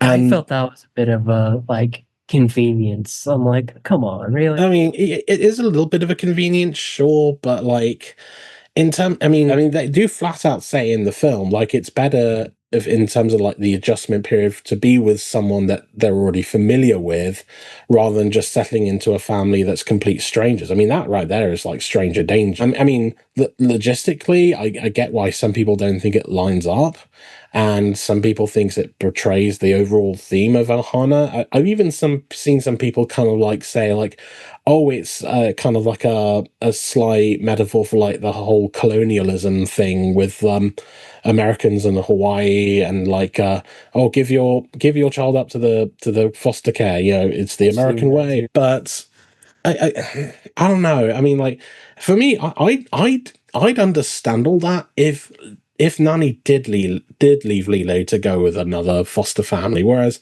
in this one, she's with people that they've established, they know well enough, and they honestly have cared for in the past. So I think that kind of makes sense to a point, but I get why people might not see it that way. Yeah. And that's my main thing is like, you know, we're meant to draw conclusions, obviously, but it was just, and I think the main thing is because of the breakneck pacing of this, it just didn't gel for me. Like, again, I don't know if I said this earlier, but this movie needs another 30 minutes. No, you know, it really did. I think you're right about the pacing. Like, I think even at the end, when things are just wrapping up, it's just like we've had no time to really establish the ins and outs of this. I mean, we're supposed to take it at face value, and so far the details seem fairly skewed. I think, yeah, just a bit more time, like establishing the connection between the neighbors. I mean, again, it makes sense why she goes to them at all, but you know, we just need more time establishing that this is a safe enough environment. That I mean, they're likable enough characters. The neighbor's fine, and again, David's pointless, but he's just kind of there again. But it's just, I mean, yeah, just give a bit more time, establish these things, and then the ending will flow a lot better, I think. Yeah. And then they, you know, the other part they forgot, I guess, maybe forgot, is the whole point Stitch gets to stay on Earth is not because he's done all this good. I mean, that's obviously an aspect, but the initial thing in the animated movie is yeah, I adopted him. Here are the adoption paper. We are now a family. So if you split us up, you're splitting up Ohana. But in this, there's like, no, he's just good. Yeah, they do sidestep that a lot. Yeah, I think they make a. I think in this film it's just like I think they just the shelter just posts on like social media like oh this guy got adopted and it's Stitch, so like that's the closest we get to like them getting a piece of paper. Like I do want to also bring up the fact that Lilo does adopt Stitch in the movie as she does in the original, but it's with the neighbor, and one of the next scenes is like Nani's like, "What did you do? You got a dog without consulting me or anything?" It's just like, yeah, that's a good point. I mean, yeah, you're the neighbor and you're familiar with this, but you don't do something like that for two people who are already kind of struggling to make ends meet. It's just like, why would you put this extra burden on them? I mean, dog food's gonna be at least $100, Right? Yeah. it's or up there, I guess. But yeah, that is kind of odd, isn't it? It's a little bit of like it is a little intrusive, I say, but like again, more scenes with these characters to understand why they would make these decisions, and you'd be fine. Whereas what we get is just like, oh, it just seems like they're doing it just cause. I mean, but otherwise we wouldn't have a movie. Yeah, and I guess we briefly talked about it, but I do kind of want to mention this. You haven't talked about David yet. Well, to be fair, it's very easy to forget that David exists because he's even more pointless in this than he is in the original. Yeah, he's there. He is there. Do we even get the line of like, "Oh, I saw her texts" or something like that? Yeah, yeah. I think in the original it's like, I read her diaries, and this one I read her text messages. Which, okay, fine. I mean, who reads let alone writes a diary in 2025? Okay, I get that, but like, it's slightly clunky, and yeah, David doesn't contribute anything. He contributes more in the original, which is saying something because David was just kind of nothing. And I've realized that a lot of talking about this movie, a lot of the key phrase seems to be kinda. Like Elvis is kind of in the background on the soundtrack. Hawaii is kind of a location in this movie. Cobra Bubbles and David, they're kind of characters. Like I feel like a whole lot of this movie is just it's this kind of Lilo and Stitch. Yeah, I think that's probably should be the tagline, kind of Yeah. Lilo and Stitch. Kind of Lilo and Stitch. Yeah. Lilo and Stitch dot dot dot kinda. But yeah, gosh, what else is there to cover about this movie that we haven't already? I don't think there is. Is there? I don't think there is. I think we pretty much covered everything in terms of like the themes, how certain things compare to the original, like the changes they've made, the omissions they've made. Like it's a very it's weird because we've talked about this for like nearly a couple of hours, and it just dawned on us aside from the obvious things, there's really not that much to talk about with this film. It really is like an in one ear, out the other kind of thing. It's just like, even me having seen it twice now, it's just like, I barely remember anything from it. I'm not going to remember this movie in like a month's time. I'm going to be, it'll just yeah, just be wound up and forgotten. It'll be on Disney Plus at some point. There it will stay.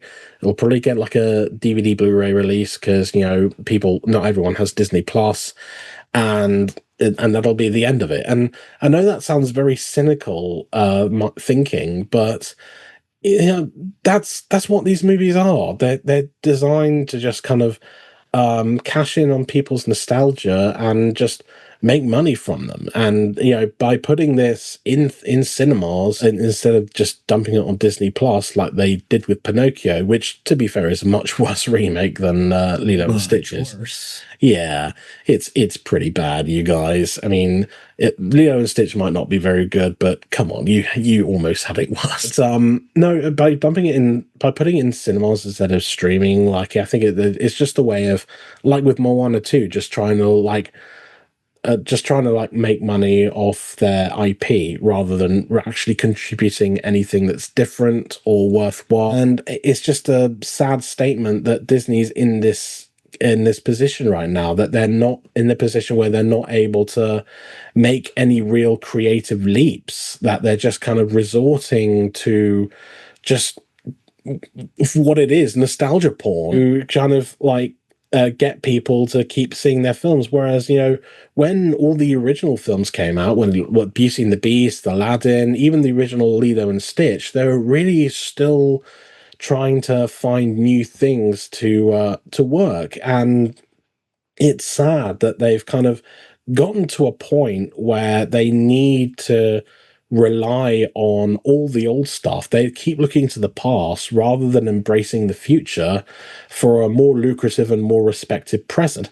I really hope, I mean, I don't know what's caused this kind of like change in creative output. I think Disney's only recently switched heads of a studio or stuff, and I think the new guy they brought in is not that keen on the Disney remake. So it's probable that this and Snow White and some of the more recent ones from the previous regime, and then I think the new one going forward is hopefully anyway, going to be more based on original stuff. But I really hope that Disney finds its way back again, because I mean, Disney's Disney for a reason, and Yeah. we love all these stories because they're engaging, they're imaginative, and we don't, and they're good to revisit, but we don't want them all the time. We want new stuff. Like maybe this is all leading to like a new Disney renaissance, like a second renaissance, like all original stuff, new movies to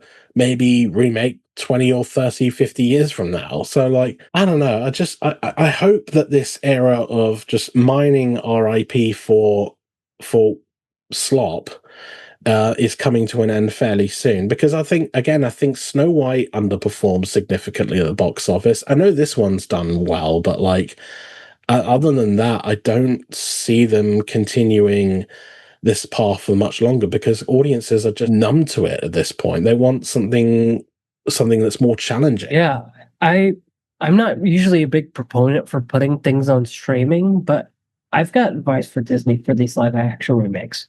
Okay, here's the simple solve for the live action remakes. Okay, and how you make your money back. Only make the remakes that people say there's something wrong with X, Y, or Z in this movie. So Atlantis could be one. Treasure Planet could be one. Those are two movies I think people actually do want to see a remake of, or at least like see on the big screen. I think those are the two movies that people want to see on the big screen. And if you want to make your money back, bring back Disney Plus Premier Access. I don't know about that. I mean, the Premier Access thing. I mean, that was introduced like when the pandemic was raging and not everyone could go and see all this stuff. So it makes sense for that. But like, I think because let's be honest, no one really want. I mean, the people are already paying the subscription fee for like Netflix, Disney Plus, all that.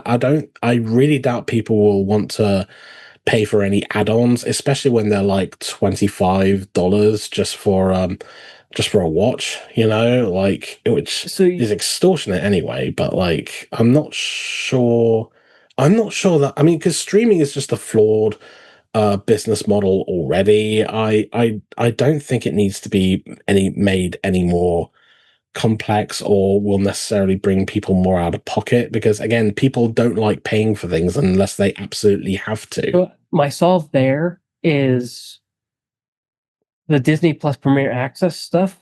The movies that you buy immediately get ported to Movies Anywhere, so that you don't have to have a Disney Plus subscription in perpetuity if you buy it on Disney Plus. Mhm. It just goes to Movies Anywhere, which Disney owns. Well, we don't have movies anywhere here in the UK. Oh, Like, okay, that's a wrinkle. Okay, so, but anyways, I just thought Premier Access would be some kind of a solve if you need to make the money back.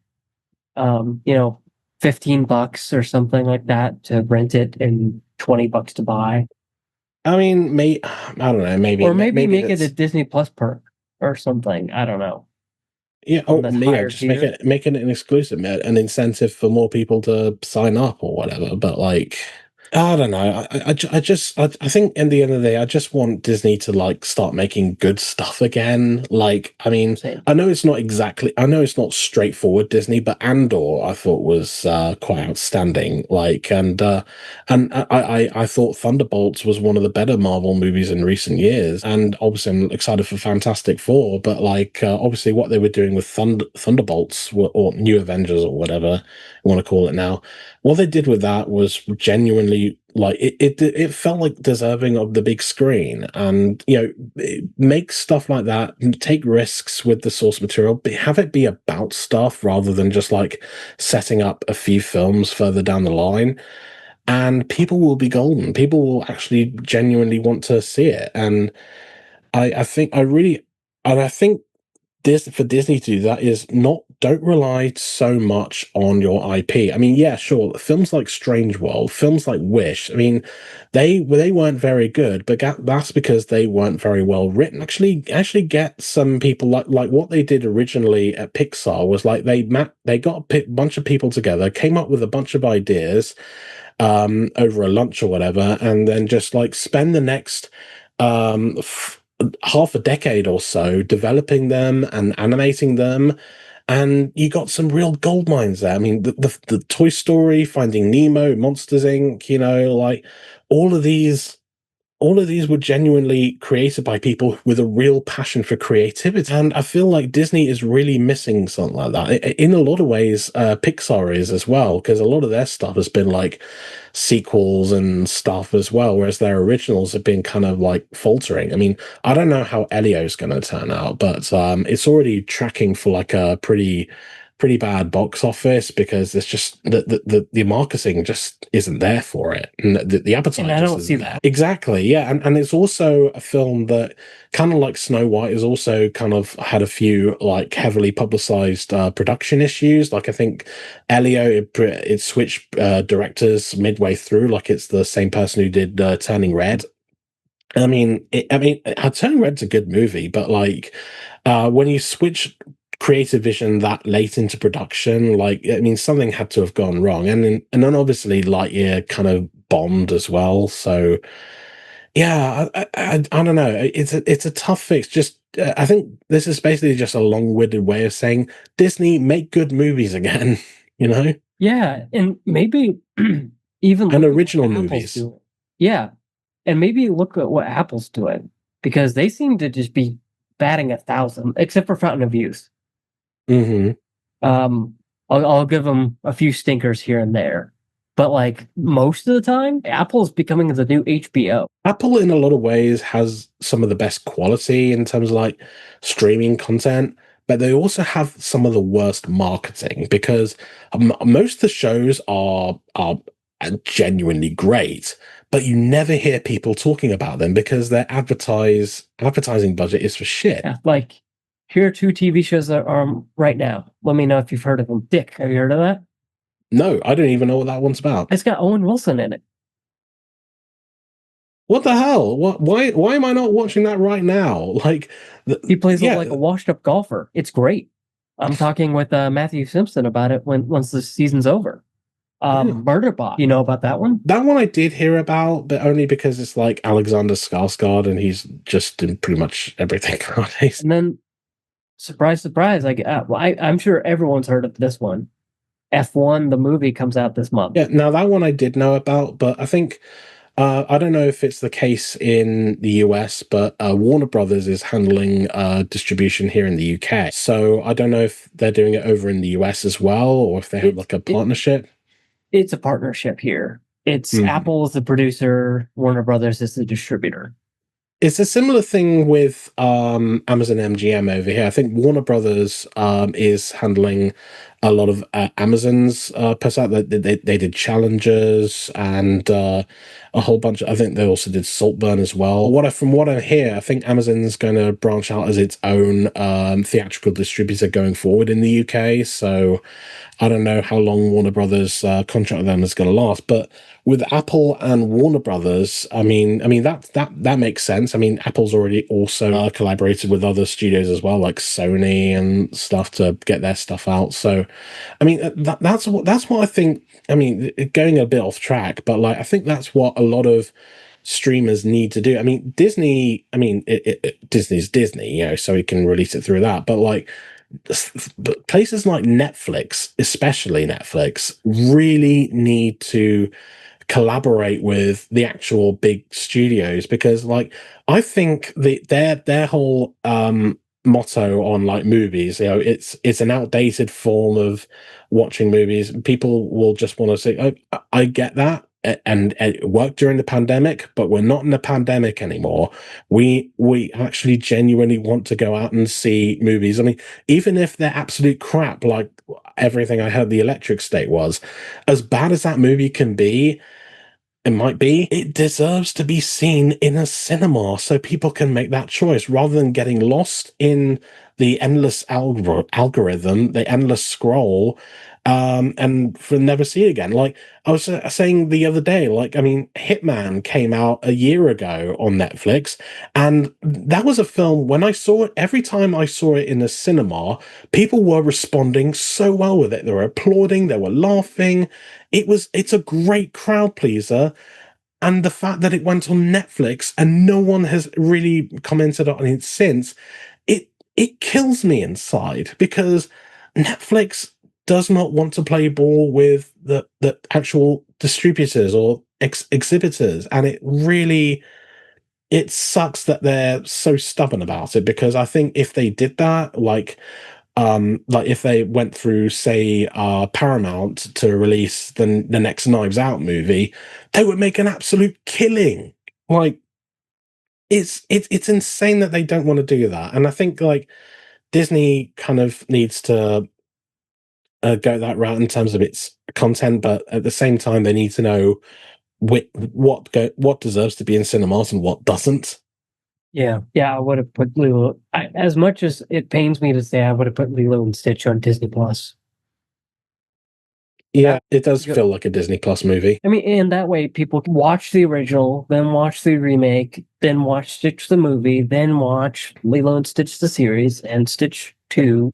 But so yeah, then you have like streaming numbers. Yeah, I mean, like, but the thing is, it's difficult to really gauge like actual financial intake from streaming, because like even when they release movies on the cinema to like get it approved for like Oscar consideration, they never report the numbers, which is because I don't know if you had this in America as well, but a couple of years ago when they released Glass Onion for like a week in cinemas, every single report I heard is like it's selling out screenings left and right, and yet Netflix never reported how much money they actually made, because you know, yeah, their model revolves around, you know, the numbers on streaming, and it's just not the same. Like, you've got to make money somehow, and you know, subscriber numbers aren't going to do it. They're dwindling anyway, so you might as well expand into areas that people will actually pay a lot of money to see, like, I don't know, watching a movie in a cinema. I don't know, that's just me going off a bit of a rant with streaming and stuff. I don't know. But yeah, if you want to hear more about that, you know, you can listen to my Hitman episode I did like a year ago with Matthew Buck. Yeah, I'll make sure to link that. Yeah, please do. That's one of my favorite episodes so far. I mean, Matthew's great, so like I always enjoy hearing what he has to say. But yeah, but that's just the whole thing. That's the whole issue I have with the current streaming model and all that stuff, and it kind of applies to Lilo and Stitch to get it back on track. Yeah, no, I think it's just a bit of a flimsy model, and Lilo and Stitch is proof of that. Agreed. Yeah, agreed. But yeah, I think that's a good place to leave it. And because I think we could talk about the state of streaming and movies for 3 hours on its own. Honestly, Yeah, it's a whole other episode topic. So. it is, and maybe if you ever want to come on and we'll talk about it, feel free. Or Yeah, I can no, come on and talk on your podcast about it. yeah, no, I always love chatting with you, Austin. Like it's always great to chat with someone who's also so passionate about film and all that stuff. So yeah, it's always a pleasure, man. Well, thank you. Well, I love talking to you too. But to those listening or watching at home, if you enjoyed this episode, please subscribe wherever you listen to or watch your podcasts. Leave a rating wherever applicable, and review it on your favorite podcast app. And now that you've listened to our discussion on Lilo and Stitch, I'd love to hear your thoughts on the movie in the comments below. On social media, I'm on Bluesky at austinb.media, on my Discord, which I'll have linked in the comments, and the Patreon community chat. But Jack, where can people find your work? Well, you can find the website, which is filmfeeder.co.uk, and I'm also very active on social media. You know, posting all my reviews on links to my reviews on there. So I'm on Instagram. I'm at FilmFeeder Insta because just FilmFeeder on its own was taken, unfortunately. But most other places, like Twitter and Facebook and TikTok, YouTube, I am just at FilmFeeder. So you can find me on those things, and I'll be sharing my thoughts on all the latest films through those channels. You should be, by the time this airs, you should have How to Train Your Dragon review up. Yes. I think that embargo just broke, actually. Yes, I think yeah, they only broke at like 7 a.m. UK time, which is and I was at a film screening like 3 hours later. So that's, I don't know, if that's not a sign of confidence, I don't know what is. But yeah, again, thank you for coming on. I've been your host, Austin Belzer, and until next time. Bye, guys.